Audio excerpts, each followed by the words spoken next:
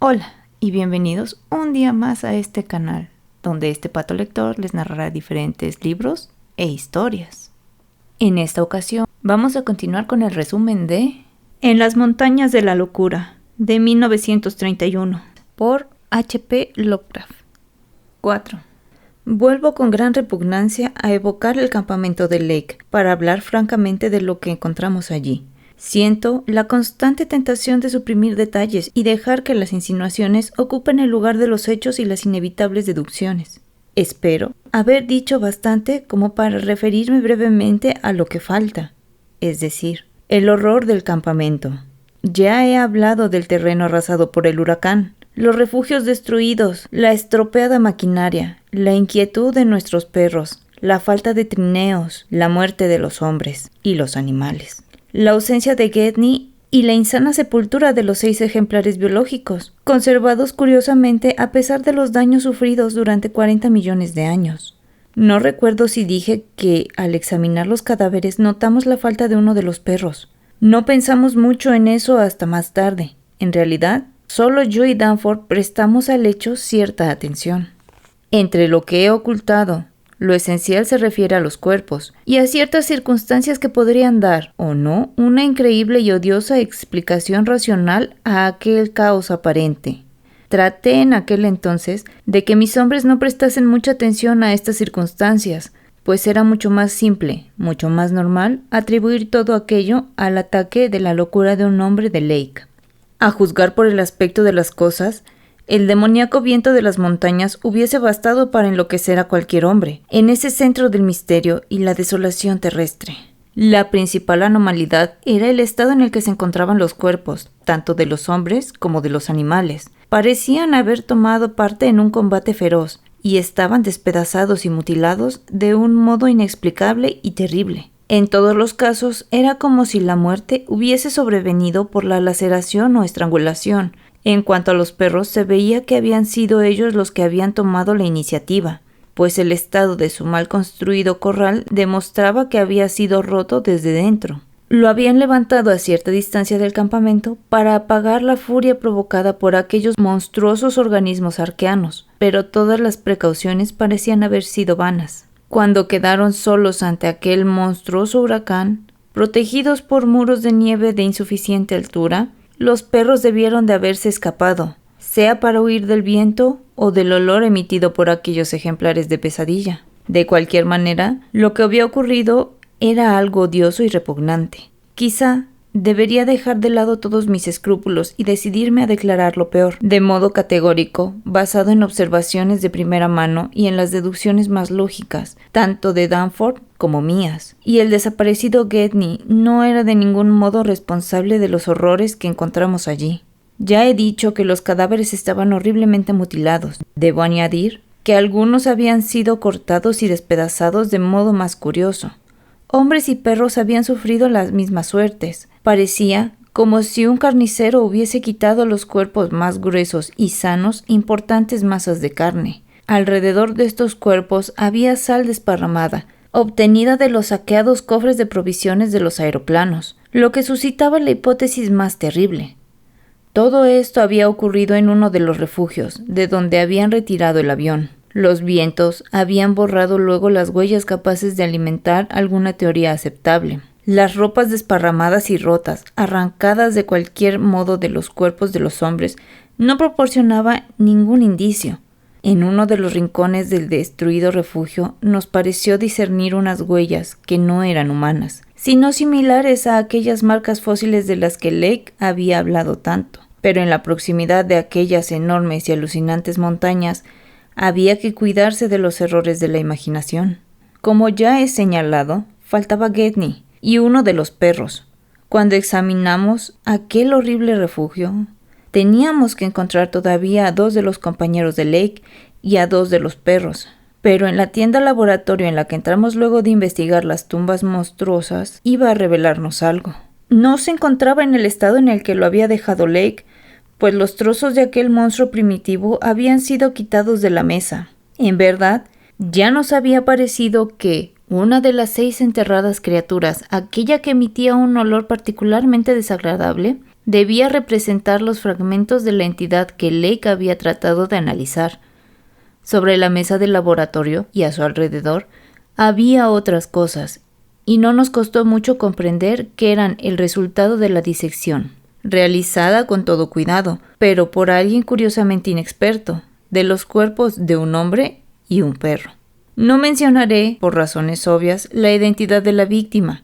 El instrumental quirúrgico de Lake había desaparecido, pero era evidente que había sido curiosamente limpiado. La estufa de petróleo faltaba también, aunque en el lugar de su emplazamiento se veía una gran cantidad de fósforos. Enterramos aquellos restos humanos junto con otros 10 hombres y los del animal con los otros 35 perros. En cuanto a los despojos que había en la mesa del laboratorio y el montón de libros con ilustraciones que, torpemente hojeados, encontramos no muy lejos de allí, estábamos demasiado sorprendidos como para pensar en eso.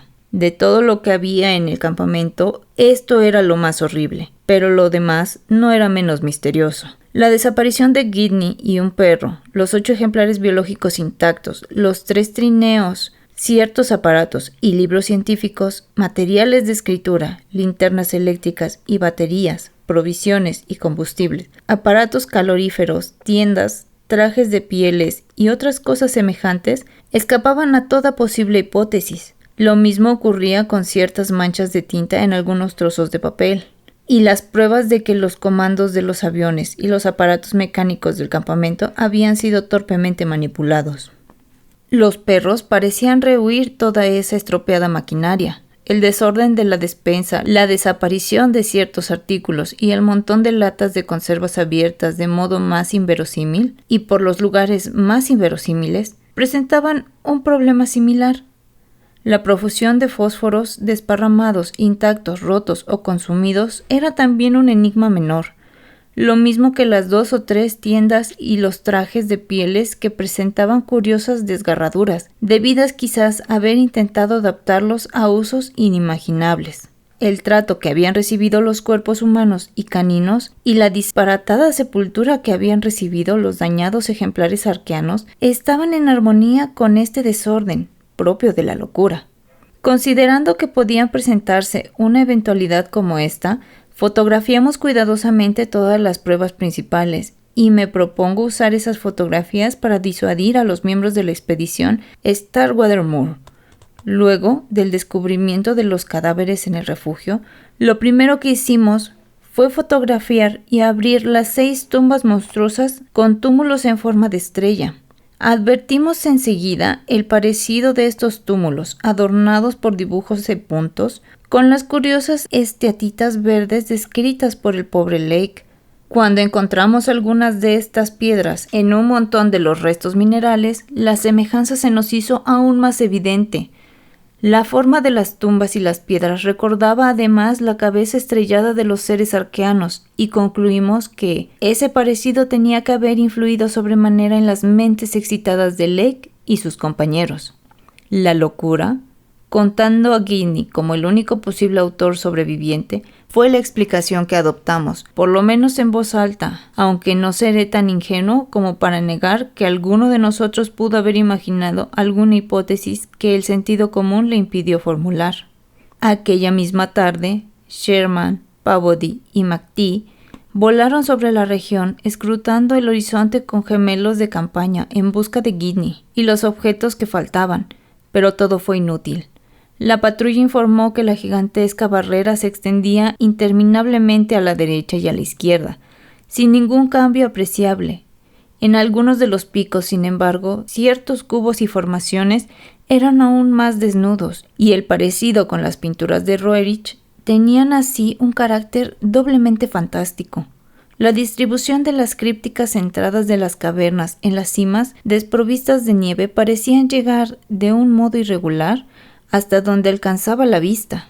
A pesar de los horrores que acabábamos de descubrir, quedaba aún en nosotros bastante entusiasmo y celo científico como para preguntarnos qué habría detrás de aquellas misteriosas montañas. Tal como lo dijimos en nuestro discreto comunicado, nos acostamos a medianoche, pero sin antes elaborar un cuidadoso plan con el propósito de cruzar al día siguiente la cadena de montañas. Llevaríamos con nosotros una cámara aérea y un equipo de geólogo. Se decidió que Danforth y yo intentásemos realizar la travesía en un aparato aligerado de peso.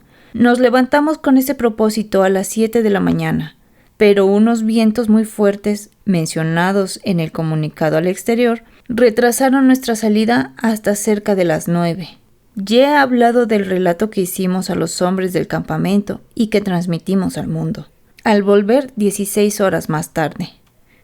Tengo ahora el terrible deber de ampliar esa historia, llenando los misericordiosos blancos con lo que vimos realmente en aquel mundo de más allá de las montañas, y que llevó, al fin, al joven Danforth a una crisis nerviosa. Desearía poder añadir una palabra a propósito de lo que Danforth vio o creyó haber visto, aunque se trató probablemente de una ilusión, y que, quizás, fue la gota de agua que hizo rebosar la copa. Todo lo que puedo hacer es repetir los confusos murmullos con que trataba de explicarme el porqué de sus temores, mientras regresábamos entre aquellas montañas torturadas por el viento. Esta será mi última palabra. Si las pruebas de que hemos sobrevivido a unos primitivos horrores no bastaran para apartar a otros de la Antártida, o al menos para que no penetren demasiado bajo la superficie de ese refugio de secretos prohibidos e inhumana desolación, la responsabilidad de unos males innominables y quizás también inconmensurables no será mía. Danforth y yo, luego de estudiar las notas redactadas por Pavody en su vuelo de la víspera, habíamos calculado que el paso más bajo y próximo se encontraba un poco a nuestra derecha, a unos 7.000 metros de altura sobre el nivel del mar. Hacia este punto nos dirigimos. Como el campamento estaba situado a más de 4.500 metros de altura, la diferencia del nivel no era muy grande. Sin embargo, sentimos al subir el aire rarificado y el frío intenso, pues a causa de la mala visibilidad habíamos tenido que dejar las ventanillas abiertas. Nos habíamos puesto naturalmente nuestros abrigos más gruesos. A medida que nos acercábamos a los picos oscuros y siniestros que se alzaban sobre una línea de glaciares y hendiduras cubiertas de nieve, advertimos más y más las formaciones curiosamente regulares de las pendientes y recordábamos de nuevo las raras pinturas asiáticas de Nicholas Roerich. Los viejos estratos rocosos, batidos por el viento, correspondían con exactitud a la descripción de Lake y probaban que esos pináculos se erigían del mismo modo desde épocas sorprendentemente lejanas, quizás desde hacía 50 millones de años. Era imposible saber qué altura habían tenido en otros tiempos, pero todo en esta extraña región señalaba la influencia de oscuras condiciones atmosféricas poco favorables a los cambios y aptas para retardar el acostumbrado proceso climático de desintegración de las rocas. Pero lo que más nos fascinaba y perturbaba era aquella acumulación de cubos, murallas y cavernas. Mientras Danforth hacía de piloto, yo observaba el espectáculo con mis gemelos de campaña y tomaba algunas fotografías. De cuando en cuando sustituía a mi compañero en el gobierno de la maquinaria, para que Danforth pudiese contemplar la cordillera, aunque mis conocimientos de navegación aérea son solo los de un aficionado. Era fácil advertir que esas formaciones se componían principalmente de cuarcita arqueana, de color claro, totalmente distinta de las rocas de la superficie. Su regularidad llegaba a un extremo no sospechado por Lake. Como éste había dicho, las aristas habían sido desgastadas y redondeadas por la erosión durante millones de siglos. Solo su extraordinaria dureza había impedido que desapareciesen. Muchas partes, especialmente las más cercanas a las faldas, parecían ser de la misma sustancia que las rocas de los alrededores. El conjunto no se diferenciaba mucho de las ruinas de Machu Picchu en los Andes, o los cimientos de la muralla de Kish, exhumadas por la expedición del Museo de Oxford en 1929. Tanto Danforth como yo tuvimos la impresión de que Lake había contribuido a la fantasía de Carroll.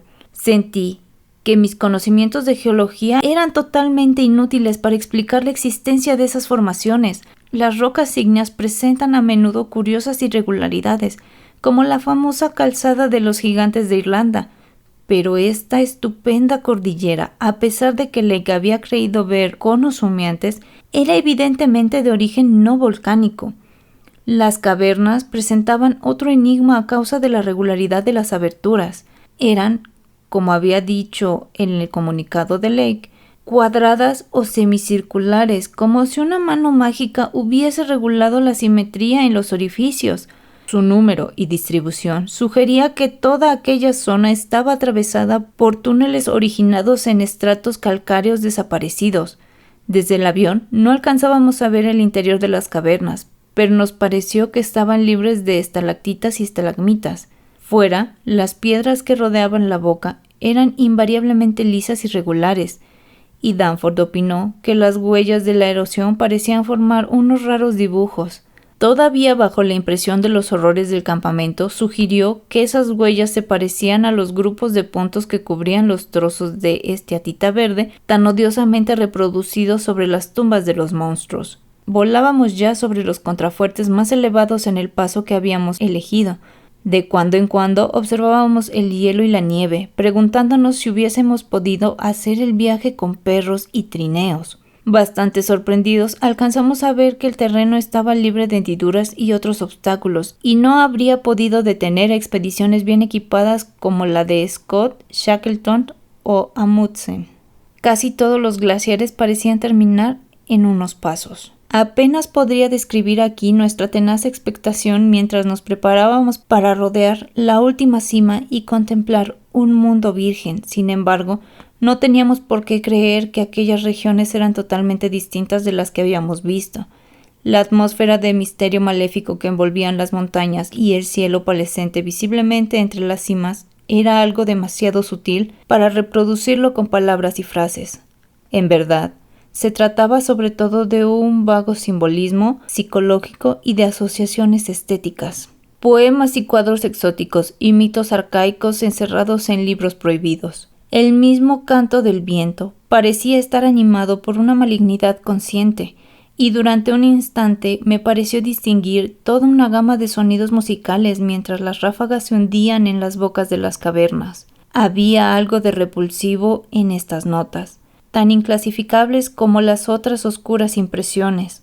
Nos encontramos ya en una altura de más de 7.000 metros y habíamos dejado muy atrás la región de las nieves. Solo veíamos unos muros rocosos y oscuros a los que, cubos y cavernas, presentaban un carácter sobrenatural y fantástico, similar al de un sueño.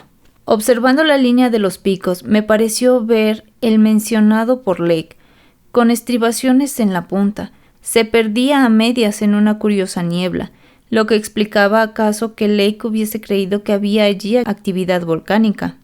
Ante nosotros se extendía el paso barrido por el viento, entre ceñudos pilones de bordes dentados. Más allá se abría un cielo pálido donde giraban unos vapores iluminados por el bajo sol polar.